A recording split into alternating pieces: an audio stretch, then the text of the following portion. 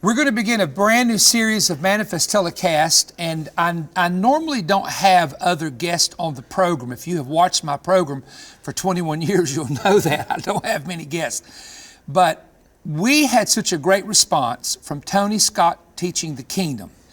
And he had a series of revelations that he needs to tell you about. That's why we're having Pastor Tony Scott from Ohio back with us. These messages are going to transform the situation that you're in. I want you to trust me on that. 4 series. Now, also, before we introduce Tony, our book is out called The Visions, and I want you to be sure and wait till the end of the program. I'm going to tell you how to get the book and a brand new CD album. All right, Tony Scott, I don't think you need an introduction with our people. One of my dearest friends in all the world. I started to say one of my oldest friends, but that's not really true. Floyd's older than I am. Yeah, my other buddy's older. Tell us the subject and let's just get started, because I know people are excited about this. Well, I think one of the perhaps the big challenges of our Christian faith is that there is a war and there is a conflict that's going on, but sometimes we personalize it to the point that we take God out of it. And here's what I mean by that. In Ephesians chapter 4, Paul is speaking to the fact that we are to be angry and sin not. That's a really difficult thing. When you've been hurt, if someone has unjustly accused you, I've had that happen to me. If someone is mounting warfare against you for whatever reason, they don't like you or whatever the case might be, very often you can get angry. But here's what God said, be angry and sin not. And then he literally qualifies it by saying, do not let the sun go down on your wrath. And he tells us why. This is why. Vengeance is mine, says the Lord, I will repay. And for years I read that scripture, Perry, and I would think of God taking it out on my enemies. But that's really not what he's saying. So in other words, we read that to say, if someone has done you wrong, I'm going to go after them. That's how, and I've heard that my whole life taught that. Yes. So you're telling me that's not really the meaning of that. That is not it. All right, this is going to get interesting. Yeah, that's only a portion of it. Okay, so a portion the of it. real meaning there is, and if you go through the Bible, you will see this. When God says, vengeance is mine, I will repay, this is his message. I will repay you. I will repay you for the harm that's been done to you. I will repay you for what you've suffered through. And, you know, we can look no further than Joseph and look at Joseph's life and look at what God did for Joseph.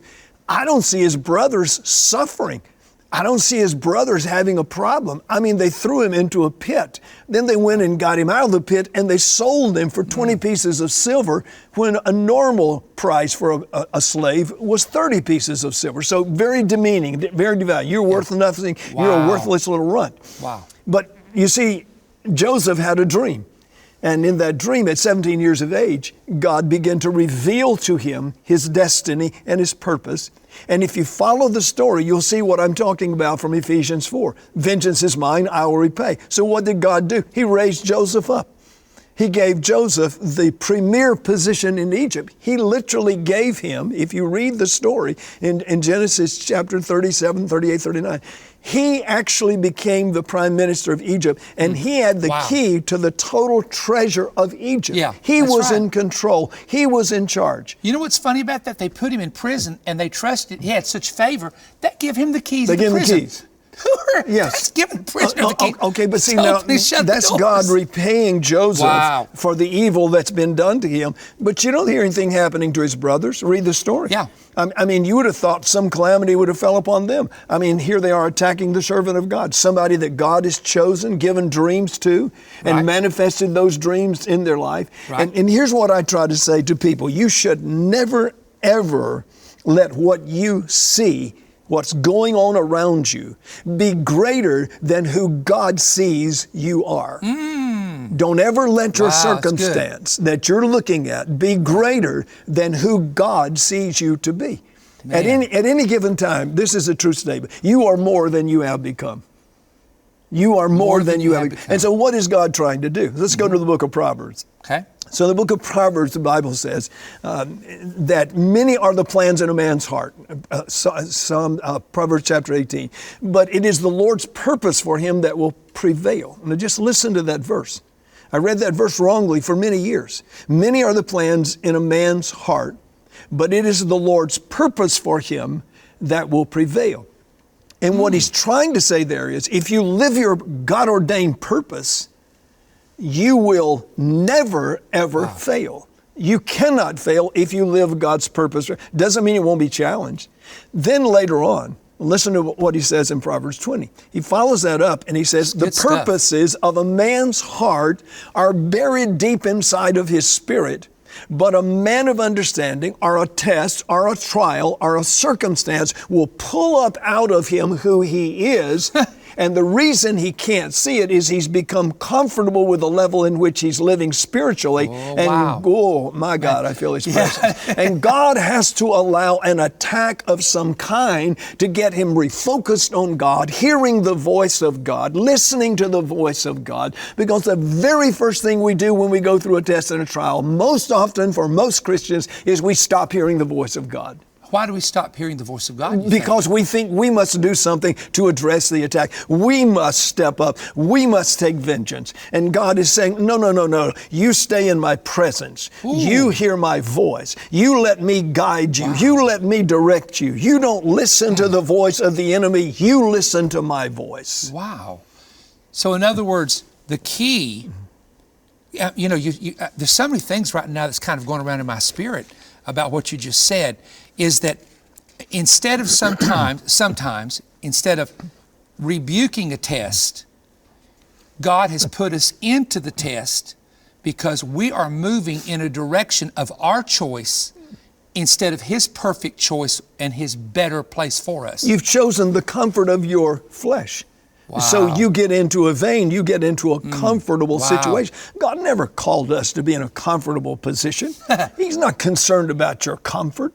He's concerned, as has been said many times, about your character. He's concerned about what He's put inside of you. And so the money is coming in, the bills are paid, we're doing well, we get comfortable, and God says, you're too comfortable. So I'm going to allow something to come your way because I'm going to stir up your nest. I'm going to pull out of you what I put inside, even though you don't want to dig any deeper. You don't want to go in. I'm going to push you deeper inside of your spirit. I'm going to allow something that you can't handle. I'm going to allow something you don't have an answer for. And I'm going to show up and I'm going to show you my glory. And even going back to the time of Joseph, if we look at the entire incident, it was really planned from the Lord from the very start. So in other words, them selling him to the Ishmaelites brought them down to Egypt, sold him to Potiphar's house. He was falsely accused of adultery, went to jail for years. I think it may have been 10 years or to 13. He goes to prison, but then at the right time, he is brought out for this purpose, to keep much people alive. God knew a famine was coming. God knew that the only food that would be there would be through Joseph setting up the food plan of Egypt. And so the very brothers, and can I throw something in here? Sure. I mean, it's your program. Well, I know you told me that last time, but I want you to do a lot of the teaching because I know people want to hear you.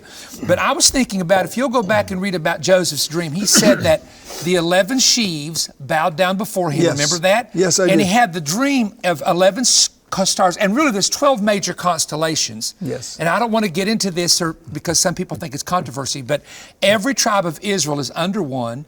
A symbol. This is not astrology, but the Lion of Judah. Yes. There's a lion in heaven, and that's Judah's emblem. So originally, it was meant to intend to be the story of Israel and God and the gospel, but the Babylonians and Egyptians corrupted it all. And that's all I'm going to say. Please don't write me about your opinion on that, okay? Okay, so let's just go back a little bit before we do all that. Right. Let's go back, and you're Jacob, and you have this son, and he's extremely gifted. Right. You know, a lot of stuff is said, and a lot of preachers preach about this colorful robe that Joseph had. Actually, I don't see it as a multicolored robe. There was a multicolored band on the sleeves and the sash and around the bottom. Right. And it was indicative of someone who's administratively gifted. It's like a supervisor. It's someone who's in charge. So you think Jacob saw that in him? He saw it in his son. Because he was a visionary. Oh, yes. Dreamer. He saw the gifts and talents, and he turned his whole house. Now, listen, this man was worth a lot of money. Turned the whole thing over to Joseph, 17 years of age. It's true. Probably 15 or 16 when he was running his father's entire conglomerate. And all the sons are in the field working, and They're out Joseph there is working. just out there just He's running running around. He's running the show. But listen to I this. can see that. That's funny. This is what's important. Okay. God knew the destiny he had for Jacob, Okay. rather for Joseph. For Joseph, yeah. So if he goes to Jacob and says, I'm going to take your son down to Egypt, and I'm going to let your son be groomed for In Egypt. Pharaoh's kingdom, Ooh. and I'm going to let him be a ruler, because he loved him so much, he more than likely would have said no. He'd never let him go from Never home. let him go. He needed He him. would have held on to him. Wow, I haven't seen that He before. loved him so much. Yeah. But you see what God does, he ignores you in your fleshly attitudes, and he works his plan regardless of you, even his ministers. He works his plan. He does his thing. And so he allowed all of this stuff. Right. He permitted. He couldn't have been thrown into the pit if God didn't permit it. He couldn't have been sold to the Israelites if God didn't allowed permit it. it. Couldn't have been put in prison because of Potiphar's wife if God didn't permit it. Wow. But what God is saying is, I'm going to use this man, but for 13 years, from 17 to 30, he's going to go through hell. Boy, he did. And he went through hell. It said the word of the Lord tried him in Psalms. Yes, but it also says 3 different times in his story, and the presence of the Lord was with And the Lord was Joseph. with Joseph. The Lord was with In prison, Joseph. he was with He him. In was with him. Potiphar's house. Every step of the way, My. Joseph had a peace about where he was. He didn't like it. He didn't want to be Right. there. But he had a peace about it. And then what does God do? God lifts him up. God begins to minister to him. And God puts him where he wants him to be. But all the while, I'm expecting vengeance on the sons. I'm expecting God to knock them down, knock Right, them over. right. I mean, why are they still living? Yeah, Look at yeah, what they've yeah. done. And God just ignores all Chastise that. He didn't even do anything to those sons. Nothing to those sons. Wow. Maybe they had a guilty conscience. Maybe they felt bad, but the Bible doesn't say that. Right. Not until later when they Until get later, caught. that's right. But what does God do? He just keeps on elevating Joseph. And so here's my point. If you go through Wow. hell, and you will go through hell if you serve God, I want you to remember 2 things. The first thing is, I want you to always choose to be a victor and never choose to be a victim. And I'm going to say it again. If you live with a victor mentality, you will overcome every attack of the enemy. If you live with a victim mentality, poor me, look what's happening to me, cry, I can't understand this. Why would God let this happen to me? What have I done to deserve this? Which is what we do say sometimes. I don't mind telling you, I went through that kind of hell with my wife, leaving to go to heaven on August the 18th, 2020, 4:05 a.m. in the morning. I cried, I sought God, I was angry, I didn't agree with God's decision not to heal her. So I'm telling you, I've had pain. That was the greatest pain that I could ever suffer in this life. And God knew that that was going to be painful. Shirley knew that that was going to be painful for me. She knew that I was going to struggle if she didn't make it. She tried every way in the world to make it. But for whatever reason, God permitted this. Now, here's the thing that is important to all of us. God permits tests, trials, challenges, not to defeat you, not to diminish you, but to unleash the potential that is inside of you that you will never dig out on your own, and to show you His glory. And also because people are watching you, He wants to reveal to those people His power in your life, so that when He comes and He exacts vengeance on your enemies, they will look and see that God has exalted you. Wow.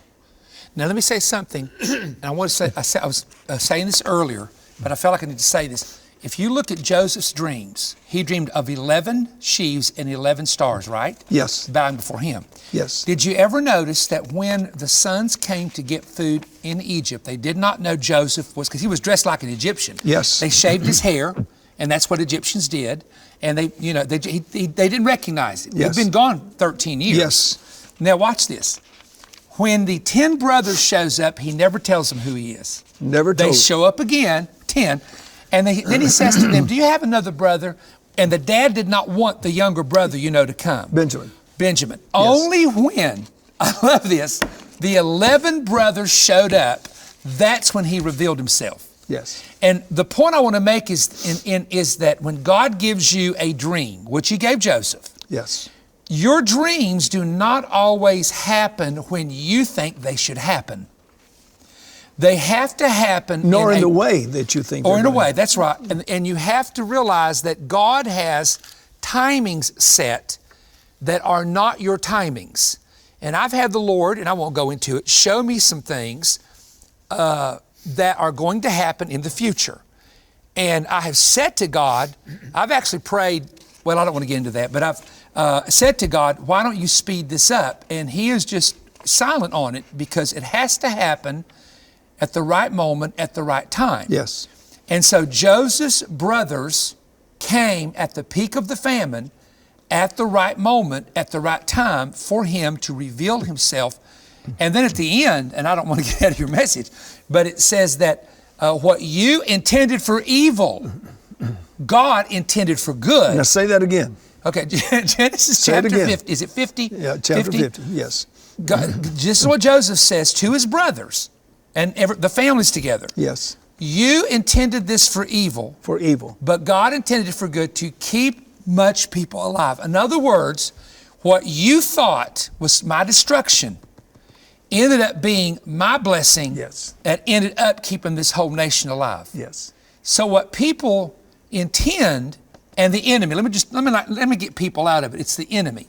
What the enemy intends many times, and you see it all through the Bible, to be your end, your conclusion, your finishing. What you're saying is that God's purpose in allowing anything like this to happen to a person, whatever it might be, you will not always see the reasoning at the moment or shortly after the moment or 6 months or a year into it. You may not even in this life get an answer. Even with Shirley, you may never get an come answer. to the point where the Lord will never tell you till you get to heaven. Here's why, Tony.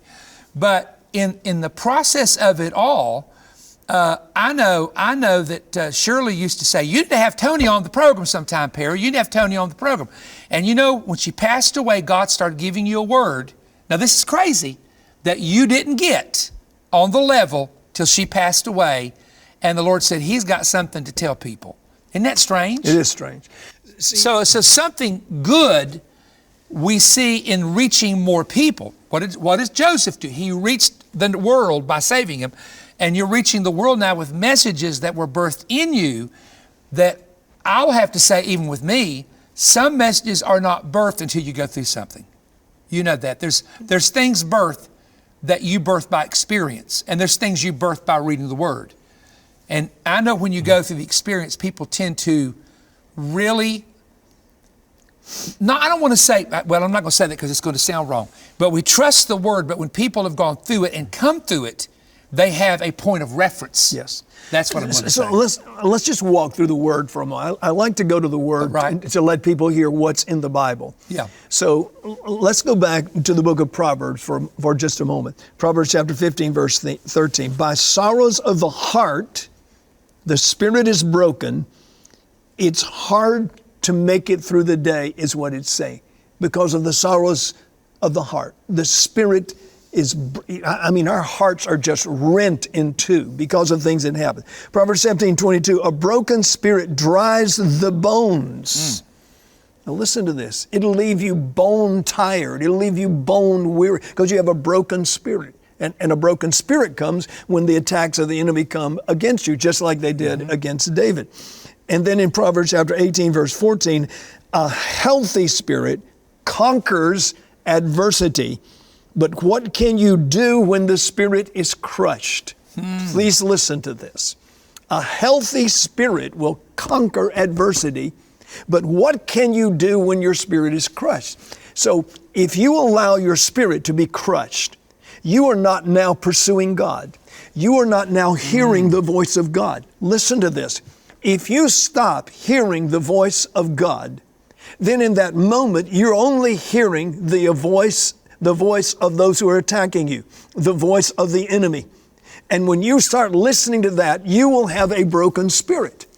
When you no longer have a healthy spirit, you will literally give into a crushed spirit, and you won't really want to face life. Two more verses of Scripture. Psalms 138, verse 7. David is speaking. Though I walk in the midst of trouble, you will revive me. You will stretch forth your hand against the wrath of my enemies, and your right hand will save me. Now, what's David telling me? He says, I will refuse to focus on how and why I was treated unfairly. The fact that you're treated unfairly is going to happen because we belong to the company of Jesus. He was treated unfairly. He did not deserve his punishment. He did not deserve to die on the cross. He did not deserve his sufferings. He did not deserve the abandonment of his own family and friends, but he suffered that. Paul did not deserve the punishment that he received. He did not deserve being attacked and left for dead and have to be let down over a wall because the whole leadership of the city is rising up against him. He didn't deserve that. He didn't deserve to have his head chopped off. So let me sum up because I've got about 45 seconds. You said earlier that to get in the face of God and stay in the presence of God is the absolute only solution you have. That is the solution. And I'm going to tell you what that presence is in our next session, because I think this is vitally important. What is that presence? How do I get into the presence of God? So living in the presence, we then see ourselves as God sees us and not as our enemy sees us. No, and not even as you see yourself. And then we hear his voice instead of the voice of the adversaries. Yes. So the key is intimate relationship with God, prayer time, seeking God, and, in his presence, there's what? Fullness of joy. Yes. And the joy of the Lord is what? Your strength. Yes. Well, I'm telling you what, we got a lot more coming with Tony. I'm going to tell you how to get the book and the new audio CD right now, and I've got some announcements at the end of the program. My new book titled The Visions contains specific details of visions and revelations involving future, both national and international events, from visions and encounters that I have recorded in my private journal. I've waited for the right prophetic season to disclose these warnings and events. God's word states that if spiritual watchmen do not warn the people of the danger they see coming, the watchmen will be held accountable for what happens to the people.